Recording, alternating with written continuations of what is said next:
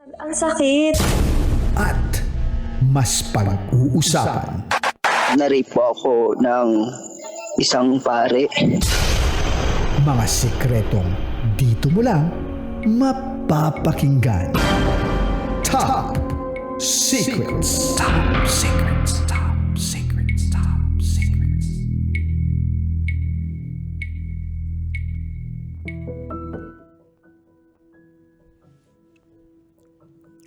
Uy,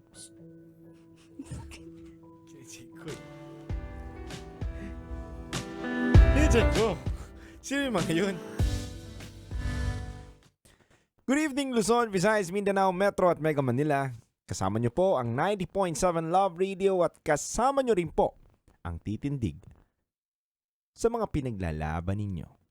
DJ Titan Jello. at kasama mo ang Basa Princess DJ Rakitera. Welcome to the program Top Secrets. Ito po ang programang hindi ka huhusgahan. Bagko si kay pakikinggan. Ang programa sa radyo na nagpo-promote ng Will Listen. And we don't judge culture. At sa pagkakataong ito, meron na po tayong Top Secret Sharer na nasa kabilang linya. I-welcome na natin siya. Magandang gabi.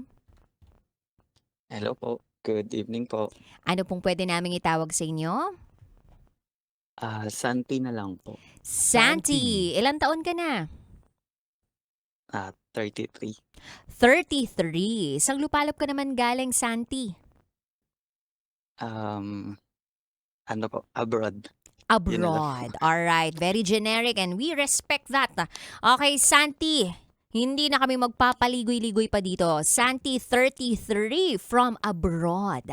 Ano ang top secret mo? Nakikipagtalik po ako sa iba't ibang lahi. Kahit may live-in partner po ako for almost 4 years now. Tama ba kami ng pagkakarinig sa nabanggit mo?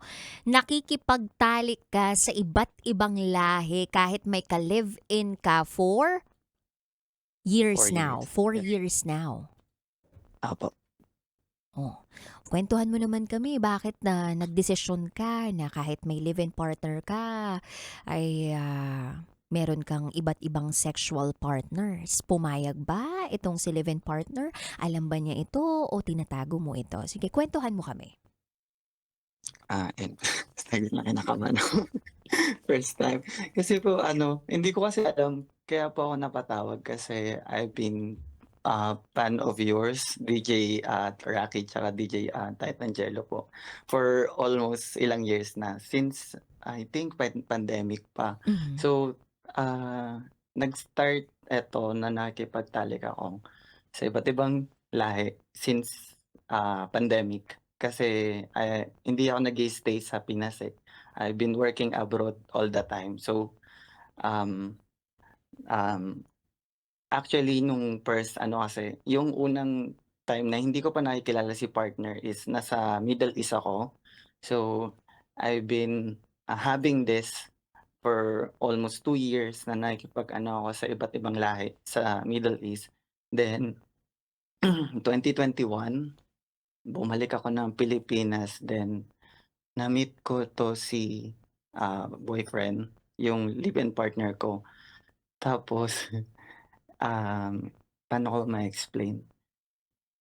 Since I am doing this for almost 2 years, so parang hinahanap ko siya all the time. Then, na-meet ko to si boyfriend, which is hindi siya active for that. Totally hindi talaga siya active. Mhm. So, nagsama kami, nag-live-in kami, sumabot kami ng 4 years. Then, I had this opportunity again to work abroad kasi nagstay ako sa Pinas for 4 years. 3 years. Then, actually, pinipigil ko yung sarili ko na maghanap pa ng iba para just to yung pleasure na hinahanap ko na hindi ko makita kay partner. Pero attached naman ako kay partner. Parang hindi ko siya kayang ipagpalit kahit kanino, kahit makipagtalik ako, makipag-sex ako sa iba. Hindi ko siya ipagpapalit kahit kanino. pero yung sa akin lang is yun yung hinahanap ng katawan ko. So, nag 3 years kami, nagkaroon ulit ako ng opportunity to work abroad, within Europe. So, ayun na naman, bumalik na naman 'tong, urgement ko na makipagtalik dun sa mga iba't ibang guy, sa iba't ibang lahi, walang Pinoy. So, ayun, kasi to give you, information with my partner, at, ah, ano ba, secret file ko kasi 'to, kasi nahihiya ako sa family niya, nahihiya din ako sa family ko na ginagawa ko 'to. So, si partner kasi is, laking lola siya, Mhm. laking lola siya, laking lolo. So, hindi siya lumaki mismo dun sa parents niya. So, tapos yung lola niya is, servant ng simbahan, tsaka siya, which is sakristan siya dun sa simbahan. So, hindi ko alam kung dahil ba doon sa surroundings niya na na dahil kasama niya yung mga old people or servant siya sa simbahan kaya hindi siya active sa gano'n Mhm. or hindi niya talaga gusto yung gano'n. Although hello, nandiyan pa po kayo? Oo, Yes, nakikinig mm, po kami. mm. 'Yun. Although, hindi naman ako as a partner, ah, kasi yung partner ko kasi we are part of LGBT. So, yung partner ko kasi is, dati siyang straight. Mhm. Meron siyang girlfriend before tapos after nung girlfriend niya nagkaroon siya ng, bisexual or gay na partner and after that ako na yung sumunod na which is ako yung pinakamatagal na naging jowa niya. Then tinatanong ko naman siya, sasabi ko sa kanya kung ganito ba yung sitwasyon niyo dati na hindi kayo nagtatalik or, ah, ganitong sitwasyon meron kayo dati kaya Mhm. ka iniiwan palagi? Mhm. Sabi niya, siguro siguro daw. Pero ayun, pero hindi naman ako as a partner alam ko naman hindi ako nagkulang Mhm. na ibigay din sa kanya yung dapat naming gawin to satisfy both of us. Ginawa ko naman lahat, siguro ano, kumanta na ako, sumayaw na ako, lahat. Pero hindi siya gano'n, eh, may times na na tinutulugan niya lang ako, ganyan. Mhm. Tapos parang nadi-disappoint lang ako on my side. Mhm. So ayun, Na-communicate mo ba, Santi, kay partner mo yung pangangailangan mo? yes po. Um, actually kontento na ako talaga kay partner. Sabi ko sa sarili ko, "Sige titigil ko na 'to kasi for my safety, and for his safety too, na na to be honest sa kanya na hindi ako makikipag-ano sa iba."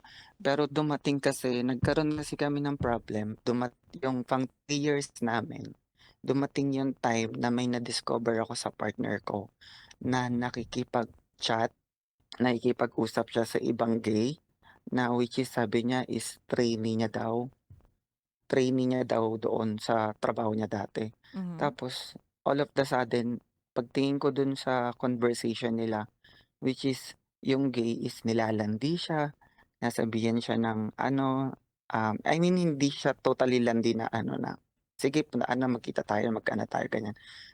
I mean yung parang, "Uy kamusta ka na, anong ginagawa mo?" Naggo-good morning sa kanya tapos eto si jowa is, okey lang eto pauwi na ako." Parang bakit kailangan mong mag-update diyan? Bakit kailangan niya mag-update sa'yo? Bakit kailangan niya mag-good morning sa'yo? Dumating yung point na niyaya siya mag-inom, dalawa daw sila mag-inom tapos ito si jowa magpapaalam sa'kin na iinom daw sila. So, as a jowa hindi ko siya pinapayagan pero hindi ako nagda-doubt, hindi ako nagdududa sa kanya na gano'n pala yung nangyayari. So, nakaramdam ako nung pang 3 years namin na, gano'n yung conversation. So, nag-check ako ng conversation nila, na-find out ko na parang okey lang sa'yo na may jowa ka tapos nagpapalandi ka sa iba. So, ako inaayos ko yung buhay ko. I've been to Middle East before, tapos I'm so active on this situation na nakikipag-ano sa iba. Pero nung nakilala kita, tinigil ko lahat. Tapos yun yung confrontation namin. Tapos sabi ko, sabi ko sa sarili ko, sobrang pinipigil ko yung sarili ko na kahit wala na, okay na, wala na kaming sex, ganyan. Pero dumating yung point na yun yung nangyari. Sabi ko, what if pagbigyan ko naman yung sarili ko to get other pleasure kung hindi ko makita kay jowa. Dumating, yun yung time na dumating. Tapos, ang ginawa ko is nakipagkita ko sa ex ko. Tapos, nakipag-sex ako sa ex ko. Actually, 3 yung ex ko na minute up ko. Pero, hindi pala siya, ah, hindi pa, parang infatuation ba tawag dun? Or hindi ko pala talaga gustong kasi that time, parang gusto ko nang iwan si jowa kasi dahil dun sa ano, sa ginawa niya, eh. Pero nakipagkita ako sa mga ex ko, yun pala hindi ko pala kayang iwan si jowa. So ang hinahanap ko lang pala that time is to satisfy my pleasure. Kaya ayun, nakipagkita ako sa mga ex ko tapos may nangyari sa'min. Tapos dumating yung time na ito yung opportunity nung pang 3 years na namin na I go to work abroad again. Tapos ayun, hanggang continuous yung ano. And also, DJ Rocky, nag nagpapa-test naman ako. Nagpapa-HIV test naman ako to check my status kung ano, kung meron ba akong nakukuhang ano, sakit, ganyan or wala. Negative naman. Tapos kasi gulong-gulo na talaga kasi ako that time. Nagpa-psychologist ako kasi usually kasi sa test, um, um, ano ba tawag dito? Parang yung building kung saan ka magpapa-test, meron kasi silang psychologist. Tapos nagpa-psychologist ako dun. Sabi ng psychologist, ah, sabi ko, "Meron po kasi kaming problema sa sex ng jowa ko," sabi ko. And sabi ng psychologist, hindi siya tama, hindi rin siya mali, Mhm. pero hindi ko sinasabing tama yung ginagawa mo. The best way to correct that is to, hiwalayin mo yung jowa mo ngayon, Mhm. ah, to correct that. Tapos sabi ko, "Ginawa ko na po lahat." Sabi ko, pinaalis ko na kasi live-in po kami sa bahay namin. So, sa'min siya nakatira nung starting na namatay yung lola niya. Hindi na po kasi since birth dun siya sa lola niya until lumaki siya. Nung nakilala niya ako, dun siya nag-move in sa bahay namin. So, um, sabi ko, maghiwalay na tayo kasi hindi ko na kaya, ganyan. So, ang dami na naming problema. Isa pa dun yung sa sitwasyon namin. Hindi siya pumayag, ayaw niya daw. Tapos dumating po yun sa point na nagpapaalam ako sa kanya na may imimit ako or imimit ko yung isang ex ko at pumayag naman po siya.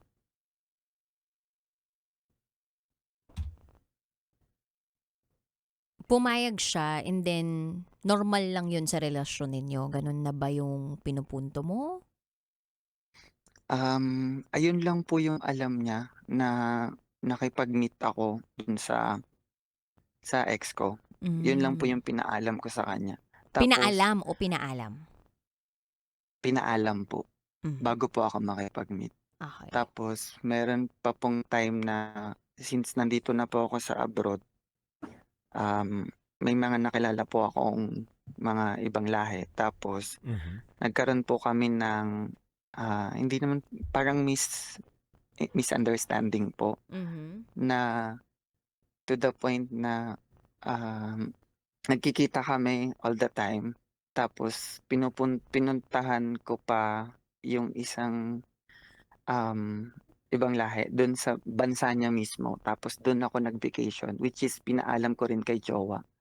At alam din niya na 'pag pumunta ako dun, may mangyayari at mangyayari doon. So, Santi, masasabi mo ba na parang open na yung relationship Mhm. ninyo?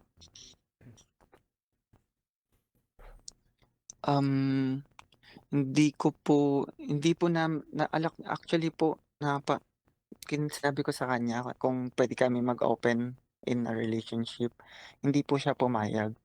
Parang sinabi niya na gawan natin ng paraan, um, ayusin natin kung ano yung kulang, ganyan, ayusin natin.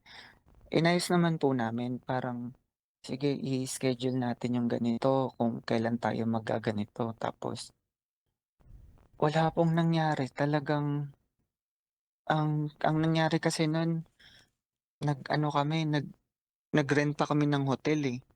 Mhm. Nag-ano kami, nag-Azur pa kami sa Parañaque, tapos all of the sudden andun na kami, naka-ano kami, naked na kami, tapos wala, talagang walang nangyari, totally wala. Mhm. Hindi ko Naramdaman mo alam sa ang disappointment uli, gano'n? yes po, yun po Mhm. yung disappointment, yung ano. Nakita niya ba yung disappointment sa mukha mo? Opo. Alam naman niya po 'pag nadi-disappoint ako 'pag nandun na kami. Actually po, eto po yung ano, hindi ko naman po sinasabi na hindi po kami nagse-sex. Sa 4 years na po kasi kami. Sa loob Mhm. ng 4 years is 4 na beses lang po kami nag-sex. Parang every year, once, parang Mhm. once a year. Mhm. Tapos yung pang-third, kasi yung third, year po namin is yun po yung paalis na po ako papuntang abroad. Yung pang-third po namin is na nagtalik po kami ni jowa is the day na flight ko na po. Like ang flight ko po kasi noon is 7 AM. Nag-ano po kami, nagtalik po kami is 1 AM. That day na paalis na po ako. Yun lang po yung pang-third time. Tas bumalik po ako sa Pinas tas bumalik po ako ng Pinas, last December. Bumalik ako dito kasi April na, dito sa abroad. So, yun na yung pang 4 years namin, tapos once ulit. So, pang-4 na beses pa lang yun within the 4 years. Nagi-guilty ako kasi 'pag kinukuwento ko siya sa mga kaibigan ko, hindi ko alam kung, kasi ano, eh, ayoko naman na sabihin na ano, na anuhan niyo ako, paboran niyo ako. Parang hindi ko sinasabing mali si jowa dahil ganito yung ginagawa niya. Hindi rin ko naman sinasabing mali din yung ginagawa ko. Hindi ko sinu-sugarcoat na porke hindi kami nagtatalik hahanapin ko na sa iba, parang gano'n. Mhm. Pero kasi lahat kasi 'pag kinukuwento ko sa mga kaibigan ko, sa akin kasi lahat yung pabor. Parang, "Bakit? Eh, kami nga nung ano, jowa ko hindi puwede na sa isang linggo wala." Parang gano'n. Parang nagi-guilty tuloy ako, parang nanliliit ako sa sarili ko na, bakit nag-jowa pa ako tapos wala naman palang ganito, parang gano'n. Tapos, sabi nga din nung ano, ng psychiatrist is, um sex is part of a relationship. Hindi as an adult, hindi puwedeng hindi puwedeng sa isang relasyon walang gano'n. Parang binibigay talaga dapat 'yan ng partner mo sa'yo. Parang gano'n yung pagkakasabi sa'kin ng psychiatrist. So, hindi ko alam kung anong gagawin ko, Mhm. kaya ayun. Santi, nauunawaan mo ba na meron kayong kanya-kanyang values, kanya-kanyang personality, kanya-kanyang pagkatao? Opo. Mhm. Nung una mo ba siyang nakilala, ganun na siyang klaseng tao na tipong mailap talaga sa kanya yung ganong klaseng gawain sa buhay? Yung tipong hindi siya talaga yung mapaghanap sa ganong klaseng gawain? Paano po ba? Um, Actually po, kasi since hindi ko naman sinasabing expert ako, pero based Mhm, lang sa experience ko sa kanya, mhm, every time na mag-aano kami is madami siyang ticklish.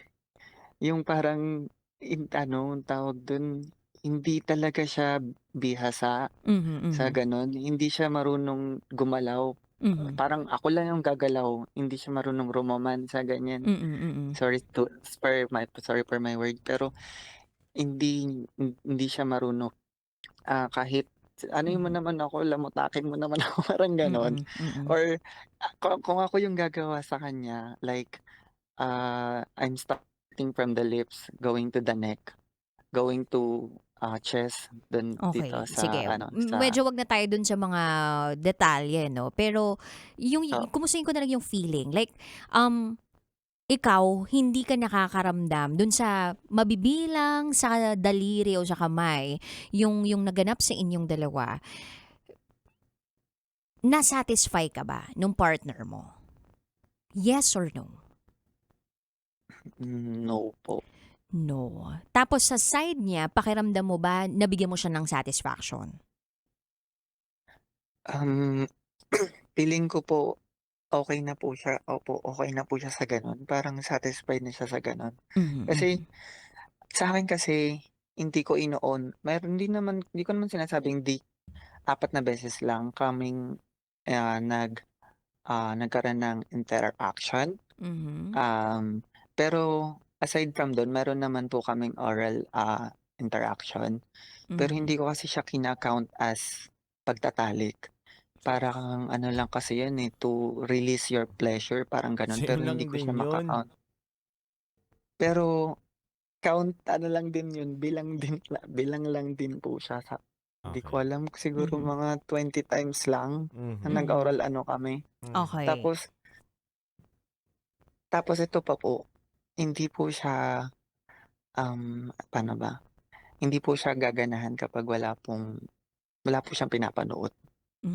Okey. Sandy, anong balak mo sa relasyon ninyong dalawa? Like, nag-iisip ka ba ngayon na ano, magsasabi na ba ako ng totoo na ito yung ginagawa ko talaga, na ito yung gusto ko, o tuloy mo lang yung ginagawa mo? May gano'n ka ba? Anong tumatakbo sa isip mo ngayon? Um, Sa'kin po, actually ang plan kasi namin is susunod siya dito sa'kin. Mhm, Um, Actually ano, gustong-gusto ko siyang kasama palagi. Pero ang akin lang kasi yung pleasure kasi nawawala. mhm. Parang nawawala yung gano'n. So, Sige, i-rate mo masasabi 1 to 10. Gaano mo kailangan na ma-satisfy yung pangangailangan mo in 1 month, in a month? Gaano mo siya in kailangan na kailangan? Like, Oo, you don't feel love kapag hindi niyo nagawa yun. oo. Rate mo 1 to 10. 10 is the highest, 1 is the lowest. with him po, Oo, Hmm, mm. within 1 month. Yung pangangailangan ko talaga within 1 month siguro 10. Kasi gano'n lang din naman yung ano, kung Mhm, maghahanap ako ng ibang makakaano ko is parang 10 lang din. mhm. Kahit siguro okey na ako kahit isang beses sa Mm, isang buwan or mm. dalawa sa isang buwan, okey na ako dun. Pero Yes. kasi ayun nga, hindi hindi niya din ano, Naibibigay kaya talaga. gano'n. Alright. Hindi niya din naibibigay. Santi, nabanggit mo kanina na yung therapist mo, sinabihan ka na ng, sabihin nating advice, no? At yun Mm, yung advice. maging single ka. So, mm. sa pagkakataong to ba, hindi mo nako-consider ulit yung sinabi sa'yo nung therapist mo na kung po pwede talagang i ilayo mo na lang yung sarili mo dito sa taong 'to or maging single ka? Um, May tumunog, nag-vibrate yung phone. Alam mo DJ Rocky hindi tsaka DJ Jello, hindi ko po kasi meron pumasok po sa time na parang kahit mahal mo yung tao na kailangan mo siyang iwan, gano'n po yung pumasok sa isip ko na ginawa ko siya once. Parang, hindi ako umuwi sa bahay ng isang araw, just to reminisce sa lahat. Ah, Nag-camping ako mag-isa, nag-ano ako, nag-reminisce ako kung tutuloy ko ba na iwalayan siya. Nag-reflect ka. Nagya, Mhm. nag-reflect po ako tapos, ayan, actually blinak ko siya nun, ang ano lang is yung ano lang, relatives ko lang yung hindi ko blinak, yun yung kumo-contact sa'kin kung nasaan ako, kung ano, kamusta ako, ganyan. Ayun tapos tapos ina-update ako ng mga kapatid ko sabi niya, "Uy anong ginagawa mo? Ano iyak na ng iyak dito yung jowa mo," ganyan. Hindi na mapakali tanong na ng tanong tapos actually sinabi ko naman sa kanya yun, sabi kong gano'n nagpa-psychologist ako, nagpa-psychology ako ganyan yung nangyari. Tapos the other day dun ako nag-ano, parang missing in action sa kanya. Tapos pagbalik ko on the other day sa bahay, sabi ko sa kanya, "Hiwalayan na kita kasi ganito, ganito yung sitwasyon natin," ganyan. Tapos lumuhod lang siya sa harap ko, ako nakatayo ta's nag-iiyakan kami, lumuhod siya, niyakap niya yung legs ko ta's nagmamakaawa siya, sabi niya hindi niya kaya, ayaw niya, hindi niya kaya, 'wag ko daw gawin kasi hindi niya daw kaya talaga na mawala ako. Tapos ano daw, hindi niya alam kung paano na iko-continue yung buhay niya. So ako naman, alam ko na naman na gano'n yung mangyayari, na sa sarili ko hindi ko rin kaya kasi mahal ko siya, eh, pero kailangan kong gawin. Pero ayun, na ano na naman ako pinanghinaan na naman ako ng loob tapos hindi ko na naman natuloy yung gagawin ko na hiwalayan Mhm, siya. mhm. Gano'n kasi siya. Okey, nung time na yon na nakikipaghiwalay ka sa kanya, sinabi mo ba kung ano yung mga ginagawa mo na mga bagay na unaware siya? Sinabi mo Yes ba yung po, mga side trips mo? yes po, dun ko na po inamin sa kanya na nakipag-meet ako sa mga ex ko. Mhm, Tapos, on the following week, ayun sabi niya, "Ayusin natin, sige mag-set tayo ng time," ganyan-ganyan, "set mm, tayo ng date." Tapos nauna actually yun, yung mhm, nag-ano kami, nag-hotel. Yun walang nangyari. mhm, Tapos, on the other, week nag-ano ako sa kanya, nagpaalam ako sa kanya. Sabi ko, "Makikipag-meet ako sa ex ko para lang dito," ganyan. mhm, Tapos parang, ayaw niya, to the point ayaw niya talaga, pero mhm, parang nilunok na lang niya yung pride niya para doon sa gagawin ko. Kasi mhm, alam niya sa sarili niya na hindi niya mabigay sa akin yun, eh. Kasi alam din ano rin siya, aware din siya na gano'n lang yung sitwasyon namin na minsan lang kami magkaroon ng gano'n. Kaya pumayag lang siya, nilunok na lang niya yung pride niya. mhm. Masasabi mo ba, Santi, na nandiyan ka sa relasyon na 'yan kasi hindi siya bumibitaw sa'yo? O it's the other way around na hindi ka makabitaw? Parang parehas lang, DJ Rocky. Kasi Na parehas hindi kayo makabitaw sa isa't isa?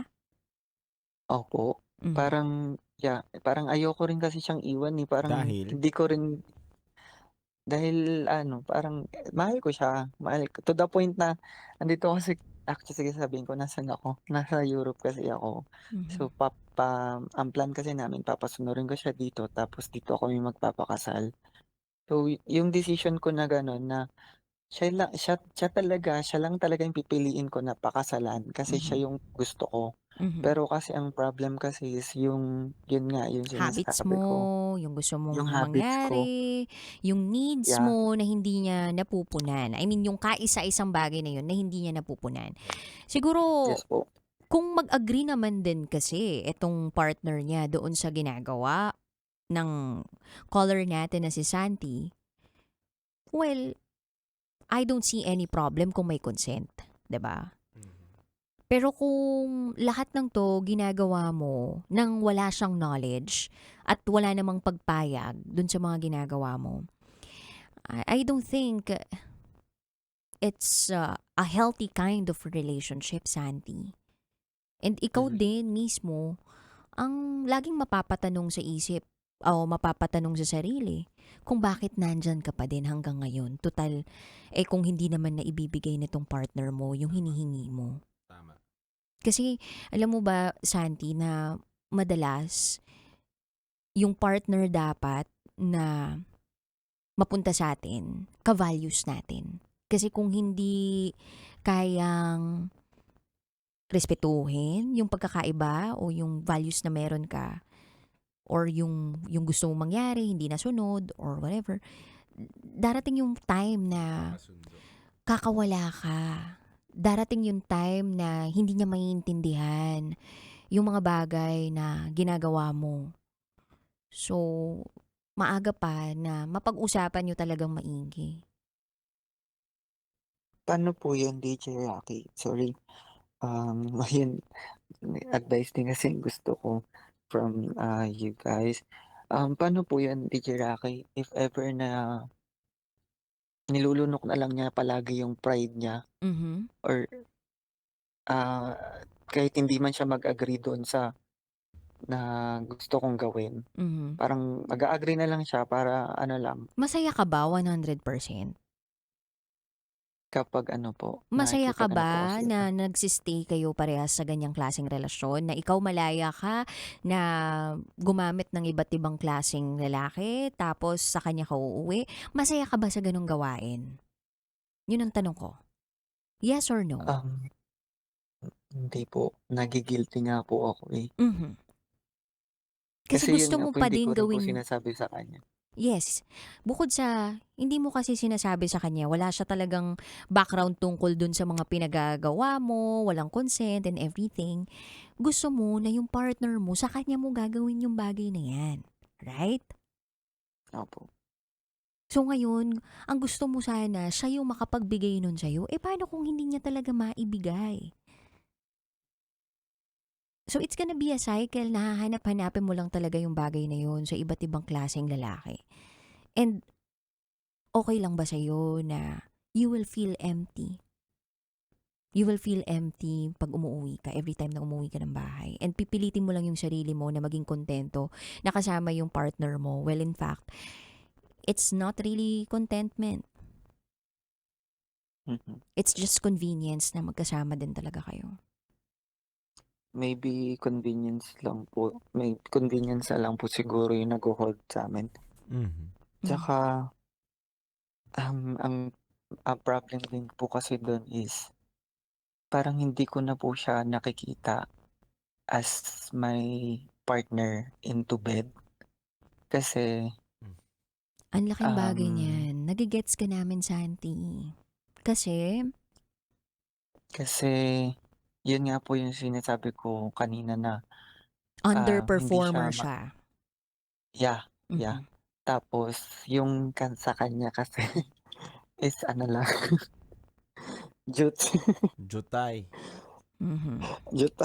Mhm. So, ewan ko, parang parang kahit subukan ko, parang hindi ko na parang hindi ako Mhm. nasa-satisfied. Mhm. Parang sige, gawin natin tapos okey na ano na, okey na nakapag-ano tayo, nagkaroon tayo ng ano, pero hindi ako Mhm. nasa-satisfied kaya may times na parang ayoko na siyang maging ka-partner into bed, Mhm. parang gano'n. Pero gusto ko siya nandiyan lang sa tabi ko palagi, parang gano'n. Yeah. For convenience. Mhm. Santi, ikaw na mismo ang naka-realize sa tawag mong ito kung Mhm. ano talaga itong nararamdaman mo sa partner mo and you know what to do, Mhm. Santi. Papahabain mo lang itong agony mo, itong loneliness, emptiness na mararamdaman mo, itong kawalan mo ng tunay na kasiyahan sa buhay hanggat nariyan ka pa sa relasyon na iyan. So if I were you, I'll put an end to this.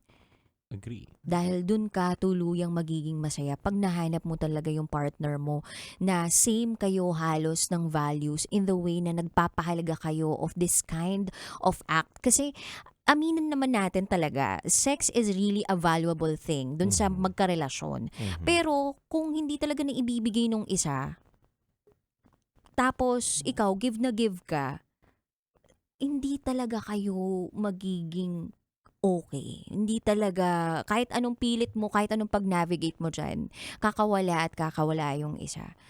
And magigilty lang yung isa. So, hanap ka ng ano mo, same mo na nagpapahalaga sa ganong Wavelength. klaseng gawain because it is an expression of love. Mhm. Yeah. Hindi niyan, yung language mo, hindi niya kayang Sabayan. sabayan. Hindi niya Yeah. ginagawa yung language mo. And napakahalaga nun sa isang relasyon. Tama. 'Di ba? You speak the same language. Kasi if you speak the same language of love, then magtatagpo kayo at mas mararamdaman nyo yung contentment and pagmamahal sa isa't isa. Tsaka partner, Yeah. nagiging unfair na siya kapag tumitikim siya ng iba sa... Yes. Hindi rin nagiging maganda yung yung Yes po. love mo sa kanya. Hindi mo Yes. masasabing mahal mo siya Mhm. Opo. kasi nakakagawa ka na ng cheating sa kanya. So, para maputol na yung ganun at hindi ka nakakaargabyado rin ng tao dahil may pagkukulang kang hinahanap sa kanya, mas mabuti nang i-let go mo na lang. Kaysa naman ikaw nakakagawa ka ng kasalanan at hindi siya aware na yun pala yung gustong-gusto mo talaga. Mhm. Kasi hindi nga kayo nagkakaintindihan. Mhm. Yes po. Thank you po. Mhm. May message ka ba Tsaka para sa kanya? meron po. Pero ang ano po kasi dun, nakalimutan ko yung sasabihin ko. Ay, sige yung message na lang po. Mhm. Ay, eto po, may sasabihin po pala ako. Siguro po yung nagho-hold back din sa akin is natatakot kasi ako mag-move on kasi, eto yung first ko na nagkaroon ng long time relationship. So, natatakot ako na mag-isa ulit na ano, natatakot ako mag-move on na mag-isa kasi mag-isa lang din ako dito sa abroad. So, Mhm. hindi ko alam kung paano mag-move on kasi masakit siya kung iisipin ko siya. Tapos hindi ko alam kung hanggang kailan na mag-move pa kasi parang parang pinatay ko na yung sarili ko, parang gano'n. 'Pag magmo-move on na ako 'pag hiniwalayan ko siya. So, yun nga yung tamang daan at gawin, pero siguro pag-usapan na lang namin ulit. Mhm. Yeah. Sabihin ko na lang sa kanya yun. Mhm. So, ayun. Yeah. Yung message ko sa kanya, Mhm. ah, sige love, sorry kung nagagawa ko 'to, to satisfy myself. Um, Alam mo naman na ano, yung sinasabi ko naman sa'yo lahat, open naman ako sa'yo kung sino yung kasama ko, sino yung imi-meet ko, ganyan. Nasasaktan lang ako para sa'yo, nagi-guilty lang ako kaya nagawa ko 'to, na nakapag-share ako dito kala DJ Rocky tsaka kay DJ Jello. Actually kasi gusto ko siyang isulat, ipadala din sa programa niyo para basahin yung story ko pero, gusto ko na lang maging live sana na marinig din yung ano, yung magiging advice nila. Ayun, sorry kung nagagawa ko 'to. Alam mo naman na mahal kita. Ikaw lang talaga pa nga 'di ba nangako ako sa'yo na ikaw lang papakasalan ko pero may ano rin kasi ako na hinahanap ko sa sa atin na hindi mo maibigay or hindi natin kayang gawin. Kaya pag-usapan na lang natin siguro personal kapag umuwi ako ng Pinas.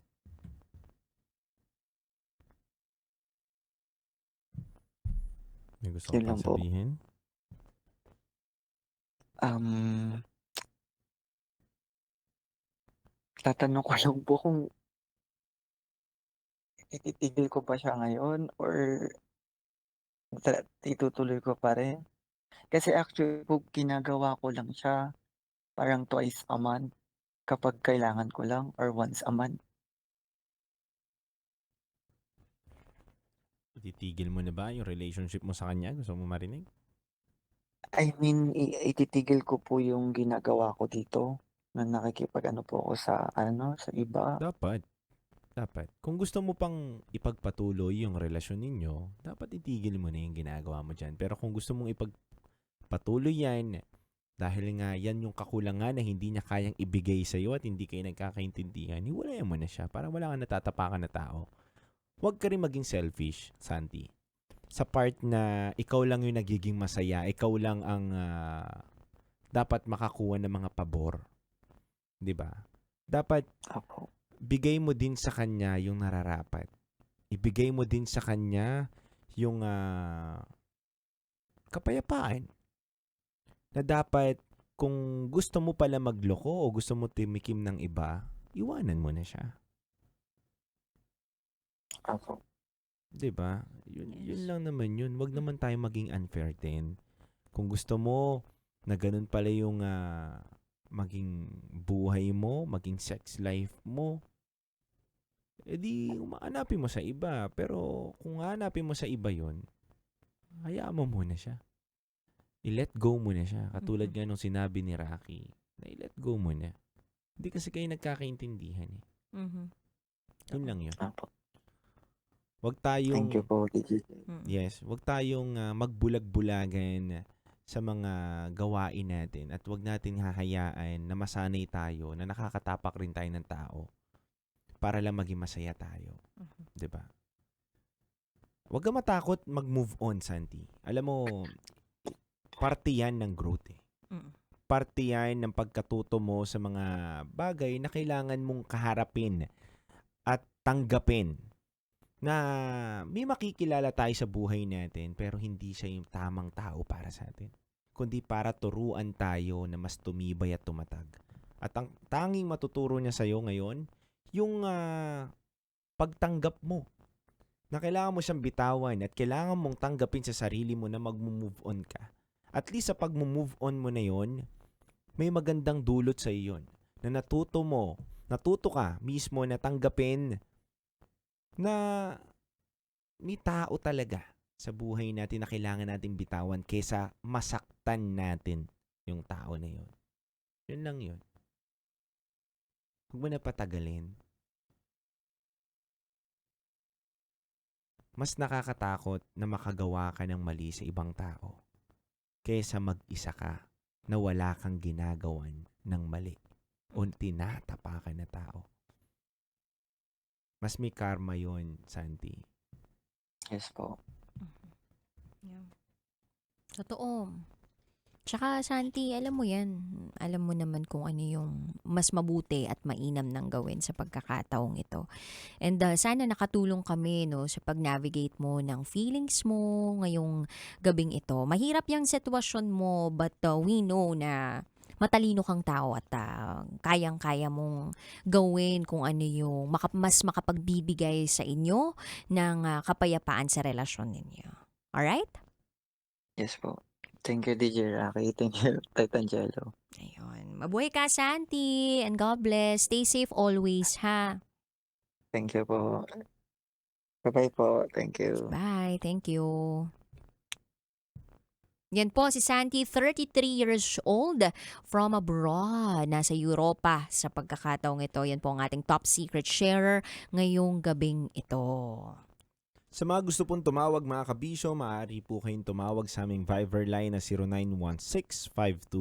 0916-529-5595. Every Mondays to Fridays po ito, 11 o'clock PM, bukas na po ang aming linya. Yes, so meron kayong option, no? Kung gusto nyo magsulat, pwede sa secret file. Pero kung gusto nyo tumawag, tapos live interaction na ito, top secret. So Yes yun po. na yung options natin. So yun lang naman. Mukhang nasabi naman na natin lahat kanina. And alam mo, kabisyo, alam nyo, mahirap pag magkaiba kayo ng gusto ng partner mo. Totoo yan. Ang hirap magpigil kung sanay ka sa ganung gawain. Mhm. At hindi mo rin mapipilit yung isang tao kung hindi siya sanay sa ganung klaseng gawain. Mhm.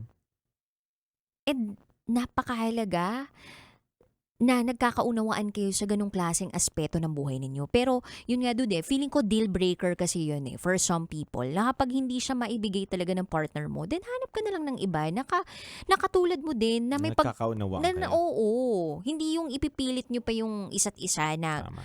okay tayo kahit na yung isa lumilipad sa ibang nest, Mhm. 'di ba? Sa ibang umiibon sa iba yan. Tama. Hirap nun. Kumbaga unfair lang at makakaramdam lang kayo. Akala nyo masaya, pero hindi. Mahirap. Hindi mahirap. May konsensya eh. At Oo. may karmang naghihintay sa inyo. Totoo yan. Yun yung nakakatakot. Tama ka dun sa sinabi mo eh. Mas nakakatakot yung gumagawa ka ng kasalanan sa iba. Kaysa dun sa mag-move on ka mag-isa. Mhm. Kayang-kaya natin mag-move on. Nakalang nang natin mahirap siya. Totoo. Oo, wala namang madaling, 'di ba, pag-move on eh. Pero once na alam mo kung sino at ano naman yung gusto mo, Mm. kailangan mo lang na umasa na isang araw darating din yung tamang tao para sa iyo eh. 'Di ba? Tama, partner. So yun lang. Anyway, huwag natin ipilit, baka magdugo. Charot. Wait Na-miss ko yan. Yung ganon, Oo. huwag ipilit kasi baka magdugo. Yeah. Oo. Pero paano magdudugo kung maliit? Charot!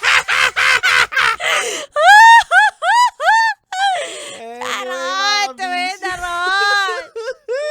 Sige na, mag-GTG na kami and got to go. Nakasama po ninyo ang Basta Princess DJ Raketera. At kasama nyo rin po ang titindig sa mga pinaglalaban ninyo, DJ Titangelo. At kayo'y nakatutok sa 90.7 Love Radio. Kailangan pa bang i-memorize yan? Basic. Handog po namin awitin sa inyo is a beautiful song by Nina, Someday.